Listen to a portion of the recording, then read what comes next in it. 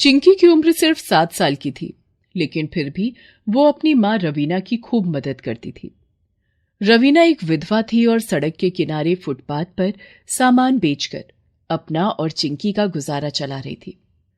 लेकिन वक्त के साथ ये सब कर पाना उसके लिए बहुत मुश्किल हो रहा था, क्योंकि बहुत कम ही लोग उससे सामान खरीदा करते थे। रवीना के पास बेचने के लिए ज्यादा सामान भी नहीं होता था। बस आने वाले त्योहारों के हिसाब से वो थोड़ा बहुत सामान ही खरीद पाती थी, जिन्हें बेचने के बाद भी उसे ज्यादा बचत नहीं हो पाती थी।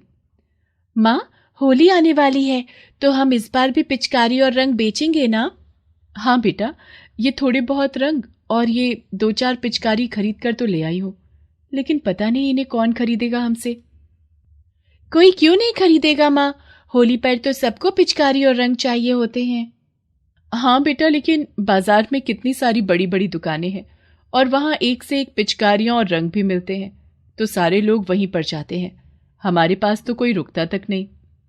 माँ, तुम बिल्कुल चिंता मत करो, हमारा सारा सामान बिक जाएगा, आप देखना।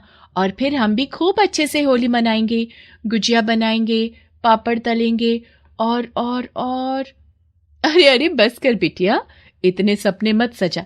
यहाँ 2 वक्त के खाने के ही लाले पड़े हैं, तो मैं कहाँ से ये सब कर पाऊंगी। लेकिन एक बात तो सच है, तेरा ये मुस्कुराता चेहरा देखकर मुझे भी हिम्मत आ जाती है। चल चलते हैं और जाकर लगाते हैं अपनी दुकान। नहीं माँ, तुम रहने दो, तुम्हारी तबीयत कल से कुछ ठीक नहीं लग रही, मैं ही चली जाती हूँ। ना ना बेटी, तुझे अकेले कैसे भेज दूं? मैं बिल्कुल ठीक हूं। चल दोनों चलते हैं। रवीना और चिंकी अपना सामान लेकर घर से बाहर निकले ही थे कि तभी अचानक रवीना को बहुत तेज चक्कर आ गया और वो जमीन पर गिर पड़ी। माँ, माँ, क्या हो गया तुमको? माँ। चिंकी को कुछ समझ नहीं आ रहा था। उसने रवीना का माथा छूकर देखा तो उसे तेज बुखार था। ये देखकर चिंकी घबरा गई और फौरन पड़ोस वाली कांता काकी को बुलाकर ले आई। चिंकी, तेरी माँ को तेज बुखार है बेटा, इसे दवाई और आराम की जरूरत है। काकी, माँ ठीक तो हो जाएगी ना? हाँ हाँ बेटा, तू चिंता मत कर। तेरे पास कुछ पैसे हैं क्या? तेरी माँ को डॉक्टर के पास ले जाना होगा। नहीं काकी, जो भी पैसे थे उनसे माँ ने ये रंग और पिचकारियां खरीद ली, इन्हें बेचकर ही हम पैसे कमाने वाले थे। अच्छा चल, कोई बात नहीं। तू ऐसा कर, इसके माथे पर ये ठंडे पानी की पट्टियां रखती रहना, लेकिन अगर इससे भी बुखार नहीं उतरा तो तेरी माँ को डॉक्टर के पास ही ले जाना पड़ेगा बेटा। इतना कहकर कांता काकी वहां से चली जाती है। चिंकी सारा दिन रवीना के माथे पर पानी की पट्टियां रखती रही, लेकिन रवीना का बुखार नहीं उतरा।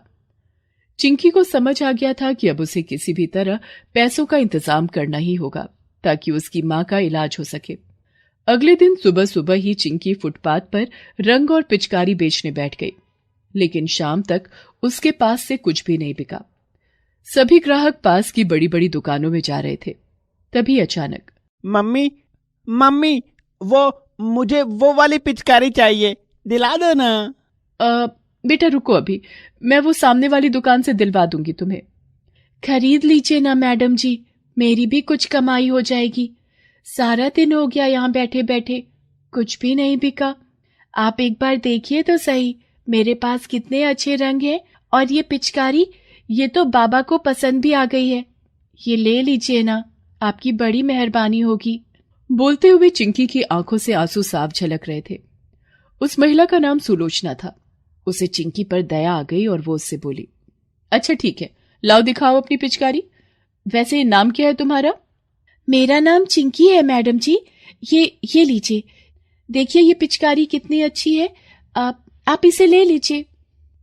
सुलोचना चिंकी से वो पिचकारी और थोड़ा सा रंग खरीद लेती है और उसकी कीमत देकर वहां से चली जाती है। लेकिन सिर्फ इतने पैसे काफी नहीं थे। डॉक्टर की फीस भरने के लिए अभी भी चिंकी को और पैसों की जरूरत थी। चिंकी ने हार नहीं मानी और वो अपना सामान बेचने की कोशिश करती रही, लेकिन सुलोचना के बाद कोई भी ग्राहक उसके पास नहीं आया। अगले दिन होली थी। जहां हर कोई होली पर मौज मस्ती कर रहा था, तो वहीं मासूम चिंकी अब भी फुटपाथ पर अपने रंग और पिचकारियां लेकर बैठी थी, उन्हें बेचने के लिए। तभी वहां से कुछ मनचलों का झुंड गुजरा और वो लोग वहीं रुककर चिंकी को घूरने लगे। चिंकी को ये सब अच्छा नहीं लग रहा था, लेकिन वो कुछ कर भी तो नहीं सकती थी। तभी वहां एक गाड़ी आकर रुकी और उस गाड़ी से एक महिला बाहर निकली। वो सुलोचना थी। वो चिंकी के पास गई और गुस्से से बोली, अरे चिंकी, आज होली है और तुम अब भी यहीं बैठी हो। चलो उठो यहाँ से और अपने घर जाओ। नहीं मेम साहब, मैं घर नहीं जा सकती। मेरे रंग और पिचकारियां अभी बिकी नहीं है। मुझे इन सबको बेचना है। तुम्हारा दिमाग तो ठीक है? देख नहीं रही हो वो लोग तुम्हें कब से घूर रहे हैं? यहाँ रहना तुम्हारे लिए खतरे से खाली नहीं है। सारा बाजार बंद है। तुम भी घर जाओ। जिसने जो खरीदना था वो खरीद लिया है। अब तुम्हारा सामान कोई नहीं खरीदेगा। लेकिन अगर ये सामान नहीं बिका तो मेरी माँ का क्या होगा?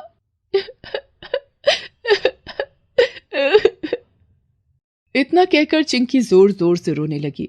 चिंकी को रोता देखकर सुलोचना को बहुत बुरा लगा। उसने चिंकी के सिर पर हाथ रखते हुए उससे कहा, चुप हो जाओ बेटा, मुझे बताओ क्या हुआ है तुम्हारी माँ को? मैडम जी, माँ बहुत बीमार है, उसे तेज बुखार है। अरे तो उन्हें डॉक्टर के पास लेकर क्यों नहीं गई तुम? मैडम जी, मेरे पास बिल्कुल भी पैसे नहीं है डॉक्टर को देने के लिए, इसीलिए तो मैं ये सामान बेचने के लिए यहाँ बैठी हूँ। मैंने सोचा था कि ये सब बेचकर जब मुझे पैसे मिल जाएंगे तो मैं अपनी माँ को डॉक्टर के पास ले जा पाऊंगी, लेकिन अब मैं कैसे करूंगी ये? मेरा सामान तो कोई खरीद ही नहीं रहा। ये कहते हुए चिंकी की आंखों से लगातार आंसू बह रहे थे।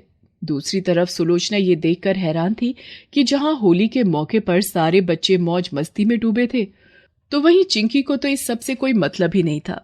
उसे तो बस अपनी माँ की चिंता थी। सुलोचना ने चिंकी की मदद करने का फैसला कर लिया और उससे कहा, चिंकी, तुम्हारी माँ बिल्कुल ठीक हो जाएंगी। मैं तुम्हारा ये सारा सामान खरीद लूंगी, ठीक है? सच? आप सच कह रही हैं मैडम जी? आप ये सब कुछ खरीद लेंगी? हाँ, वो क्या है ना, मैं एक अनाथ आश्रम चलाती हूँ, तो ये सारा सामान मेरे आश्रम के बच्चों के काम आ जाएगा। चलो अब ऐसा करो, ये सब कुछ समेट कर मेरी गाड़ी में रख दो और मुझे बताओ कितने पैसे हुए? हाँ मैडम जी, इन सब के मिलाकर 700 रुपए हो गए। ठीक है, ये लो, ये रहे तुम्हारे पैसे और अब तुम मुझे अपने घर लेकर चलो। क्या? मेरे घर? लेकिन आप मेरे घर जाकर क्या करेंगी मैडम जी? क्यों, तुम्हारी माँ को डॉक्टर के पास लेकर नहीं जाना है क्या? सुलोचना की बात सुनकर चिंकी के चेहरे पर मुस्कान आ गई। वो सुलोचना को लेकर अपने घर पहुंची, जहां रवीना की हालत पहले से भी खराब हो गई थी। चिंकी, आ गई बेटा, आ गई बेटा।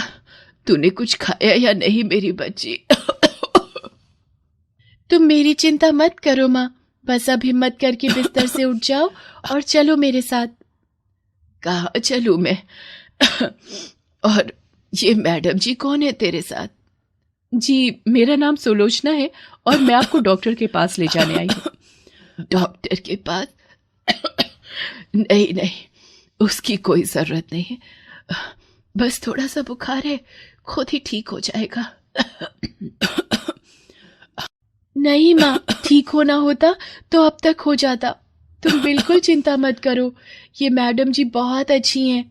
इन्होंने अपना सारा सामान खरीद लिया है। ये देखो, अब हमारे पास पैसे हैं।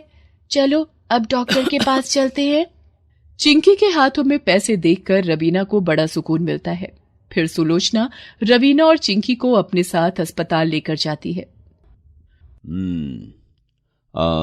इनका बुखार बिगड़ गया है, इन्हें टाइफाइड हो गया है और ये कमजोर भी बहुत हैं, तो इन्हें हमें ग्लूकोज देना होगा और इलाज भी लंबा चलेगा।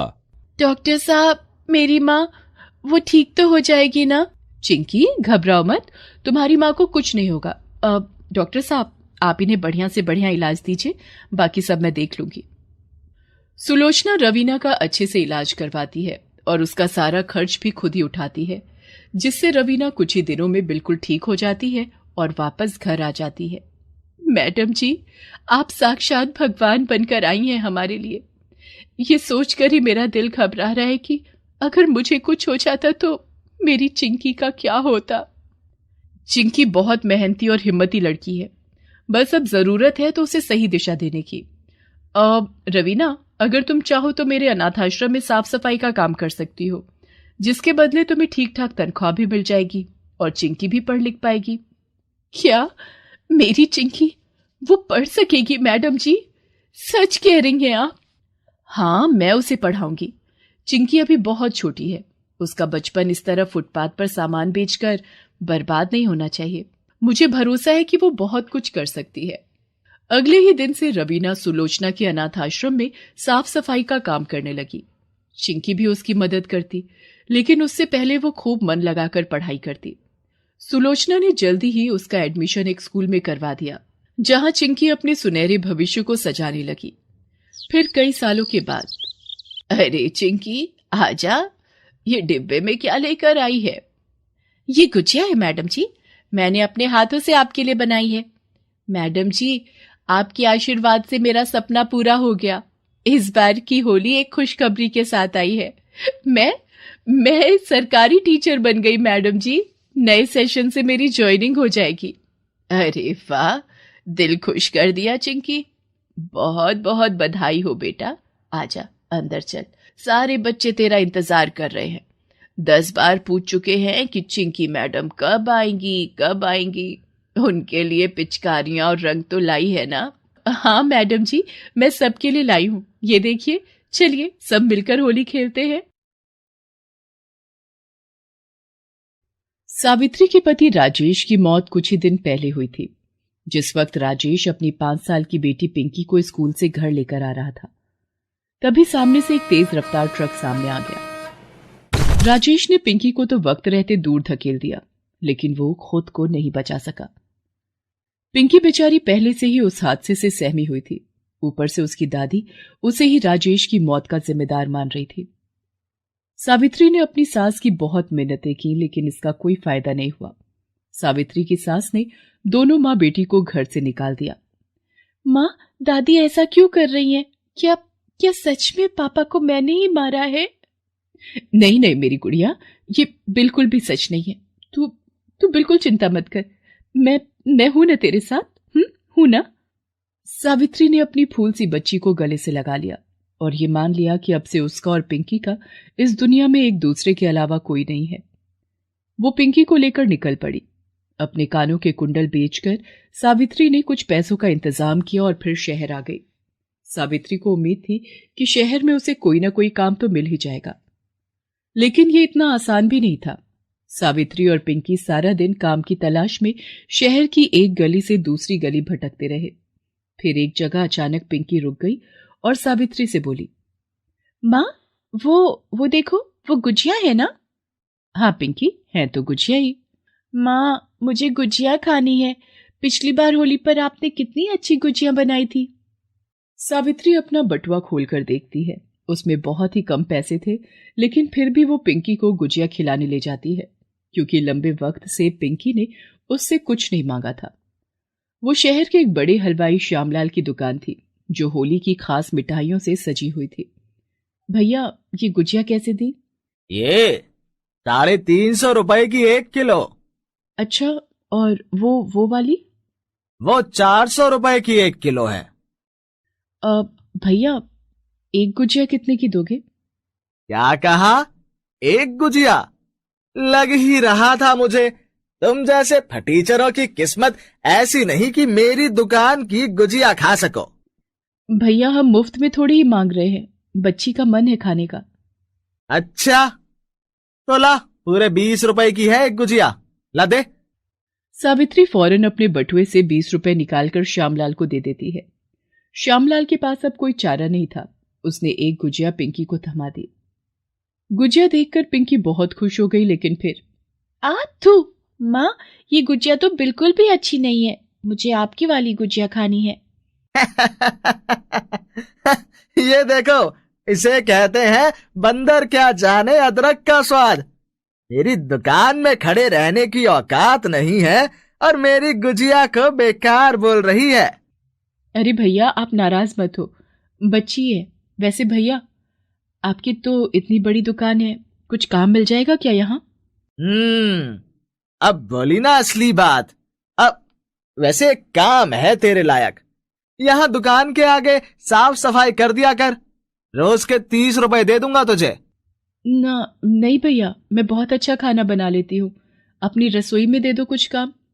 ओहो हो, मेरी रसोई में काम करेगी? जाकर आईने में शक्ल देख अपनी। तुझे पता भी है शहर में कितना बड़ा नाम है मेरी दुकान का। एक से एक खानसामे है मेरे पास, उन्हें हटाकर मैं तुझे रख लूं?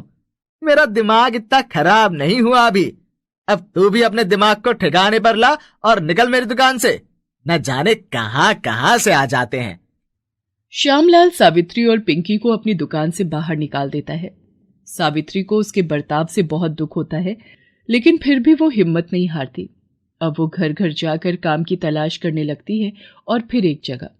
देखो, तुम्हें पहले खाना बनाकर दिखाना होगा। मेरी बेटी को पसंद आ गया तो ठीक है, वरना मुझे माफ करना। वो क्या है ना, मेरी बेटी के खाने को लेकर बड़े नखरे हैं। आप चिंता मत कीजिए मेम साहब, मुझे उम्मीद है कि बेबी जी को मेरे हाथ का खाना पसंद आ जाएगा। वो घर मालिनी का था। शहर की बड़ी सोसाइटी में वो एक आलीशान घर था। घर के हर काम के लिए अलग अलग नौकर थे वहां, और वहां अब सावित्री को अपनी जगह बनानी थी। उसने पूरी मेहनत से खाना बनाया और फिर डाइनिंग टेबल पर। ये क्या मॉम, आपने तो कहा था कि नई कुक है, लेकिन खाना तो वही पुराना लग रहा है। और ये क्या है? ये दाल ढोकली है बेबी जी, ये बैंगन का भरता और ये खीर है। एक बार खाकर देखिए। ओके, बट अगर मुझे टेस्टी नहीं लगा तो मैं आगे नहीं खाऊंगी, ठीक है? आप बुरा मत मानना फिर। जी बेबी जी, कोई बात नहीं। अगर आपको पसंद ना आए तो आप मत खाना। निशी सावित्री का बनाया हुआ खाना चखती है और उसके बाद तो वो रुकती ही नहीं। अरे निशी, कुछ बताओ तो सही, कैसा लगा खाना? Mom, really it's awesome. अब मुझे खाने दो। अपनी बेटी को कई सालों के बाद इस तरह चाव से खाना खाते देखकर मालिनी बहुत खुश हो जाती है। वो सावित्री को अच्छी पगार पर अपने यहाँ रख लेती है। वे अपने ही घर में सावित्री और पिंकी को रहने के लिए एक सर्वेंट रूम दे देती है। सावित्री अब बहुत खुश थी। वो पूरे मन से खाना बनाती और सभी उसके हाथों के स्वाद की तारीफ करते नहीं थकते थे। फिर एक दिन, निशी, तुम्हारी फ्रेंड्स की लिस्ट रेडी हो गई क्या? होली की पार्टी के लिए सबको इनवाइट करना है। यस मॉम, ये रही लिस्ट। अच्छा मॉम, स्नैक्स का कैसे करना है? मेरे फ्रेंड रोहन की शॉप से ही मंगवाने हैं क्या? पिछले साल भी वहीं से मंगवाए थे। नहीं, तुम्हारी फ्रेंड की दुकान का तो बस नाम ही बड़ा है। पिछली बार स्नैक्स में बिल्कुल मजा नहीं आया। इस बार कोई और केटर देखते हैं। पास ही खड़ी सावित्री ये सब सुन रही थी। उसने हिम्मत करके मालिनी से कहा, मेम साहब, अगर आपको ठीक लगे तो क्या मैं बना दूं जो कुछ भी आपको पार्टी के लिए चाहिए? सावित्री, लोग काफी होंगे और होली पर तो तुम्हें पता ही है कितनी तरह के स्नैक्स चलते हैं। अकेले गुजिया ही कितनी तरह की बनवानी पड़ती है। तुम अकेले कैसे करोगी? मैं कर लूंगी मेम साहब, और फिर पिंकी भी तो है मेरी मदद के लिए। वो क्या है ना मेम साहब, मैं अपनी पिंकी को अच्छे स्कूल में पढ़ाना चाहती हूँ, तो जल्द से जल्द पैसे इकट्ठे करने हैं मुझे। आप बिल्कुल चिंता मत कीजिए, आपको बिल्कुल भी शिकायत नहीं मिलेगी। मैं बहुत अच्छी गुजिया बनाऊंगी। क्या सच माँ? आप होली के लिए गुजिया बनाओगी क्या? वाह, अब तो मजा ही आ जाएगा। पिंकी की बात सुनकर मालिनी और निशी मुस्कुराकर एक दूसरे को देखते हैं और सावित्री को ही पार्टी के खाने की सारी जिम्मेदारी सौंप देते हैं। होली के त्योहार में बस 2 दिन ही रह गए थे। सावित्री जी जान से तैयारियों में लग जाती है। पिंकी भी उसकी पूरी मदद करती है। फिर होली के दिन, वाओ निशी, सच में यार, ये गुजिया और ये लड्डू, ये तो गजब के बने हैं। वैसे तुमने सही किया जो पापा की केटरिंग नहीं रखी। लाओ, इसी बात पर एक गुजिया और खिलाओ। ये देखो, वैसे तुम्हारे पापा बाहर ही खड़े हैं। अगर उन्होंने सुन ली ना तुम्हारी बात तो सोच लो क्या होगा। निशी की बात सुनकर उसके सारे फ्रेंड्स हंसने लगते हैं। दरअसल रोहन किसी और का नहीं बल्कि उसी श्यामलाल का बेटा था, जिसने एक दिन सावित्री को अपनी दुकान पर काम देने से इनकार कर दिया था। साथ ही उसे काफी बातें भी सुनाई थी। वो भी मालिनी के घर पार्टी में शामिल होने आया था। ये क्या भाभी जी, इस बार पार्टी का ऑर्डर हमें नहीं दिया। इस बार मेरे यहाँ ऐसी गुजिया बनी है कि लोग गुजिया के साथ साथ अपनी उंगलियां भी खा जाते, पार्टी की रौनक बढ़ जाती। वो सब छोड़िए भाई साहब, लीजिए पहले ये गुजिया खाकर बताइए कि कैसी बनी है। श्यामलाल मालिनी की दी हुई गुजिया खाता है और उसे खाते ही उसके चेहरे के हाव भाव ही बदल जाते हैं। अरे अरे, ध्यान से भाई साहब, उंगली मत खा जाइएगा। गुजिया अच्छी है। वैसे किसे ऑर्डर दिया इस बार? अपनी हाउस कुक को। ये सारे स्नैक्स उसी ने बनाए हैं। अच्छा, ये तो बड़ी अच्छी बात है। जरा मिलवाइए तो। मालिनी श्यामलाल को सावित्री से मिलवाती है। सावित्री को देखते ही श्यामलाल चौंक जाता है। उसे वो सब कुछ याद आ रहा था जो उसने सावित्री को उस दिन कहा था। वो तुरंत ही सावित्री के सामने हाथ जोड़ लेता है, पर कुछ कह नहीं पाता। अरे पापा, ये क्या कर रहे हैं आप? ऐसे हाथ क्यों जोड़ रहे हैं? मां अन्नपूर्णा के स्वरूप के सामने हाथ ही जोड़े जाते हैं बेटा, और मैंने तो इनका अपमान किया है। शायद इसलिए होली जैसे बड़े त्योहार पर भी मेरी दुकान में रौनक नहीं है। इतना कहकर श्यामलाल की आंखों में आंसू आ जाते हैं। उसे अपने किए पर बहुत पछतावा हो रहा था। वो सावित्री से माफी मांगता है, साथ ही उसे अपनी रसोई में काम करने का ऑफर भी देता है। लेकिन सावित्री उससे कहती है, माफ कीजिए साहब, पुरानी बातों को तो मैंने भुला दिया है, लेकिन सच ये है कि मैं मेम साहब के यहाँ काम करना चाहती हूँ, क्योंकि यहाँ मुझे काम के साथ साथ घर और इतना अच्छा परिवार भी मिला है जो और कहीं नहीं मिल सकता। हम माँ बेटी की होली मेम साहब की वजह से ही मन पाई है, तो हम उन्हें छोड़कर कैसे जा सकते हैं। Please subscribe this channel.